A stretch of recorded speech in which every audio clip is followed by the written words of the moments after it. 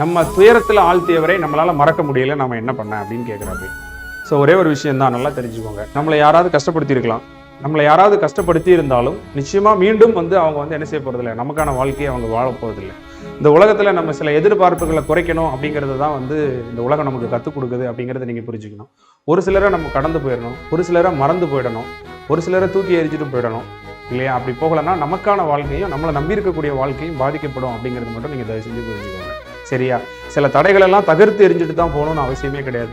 அந்த தடைகளை தவிர்த்துட்டு கூட போகலாம். எறும்பை போல லைஃப்பில் சிலரை கடந்து போயிடணும், சிலரை மறந்துட்டு போயிடணும், சிலரை வேண்டான்னு போயிடணும், சிலருக்கு பாடம் கற்பிக்கணும். நம்மளை எங்கே தூக்கி எரிஞ்சாங்களோ அந்த தூக்கி எரிஞ்ச இடத்துல மரமாக எந்திரிச்சு நின்னா ஒரு நாள் நிச்சயமாக அவங்கள நம்மளை அண்ணாந்து பார்ப்பாங்க.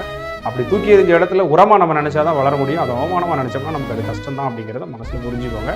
நிச்சயமாக அவங்களை யார் கஷ்டப்படுத்தினாங்களோ அவங்க முன்னாடி நீங்கள் பெரிய ஆளாக வருவீங்க. அந்த நம்பிக்கை இருக்கிற வரைக்கும் உங்கள் வாழ்க்கை என்றைக்குமே வெறுமையாகாது, வெற்றி தான் உங்களுக்கு.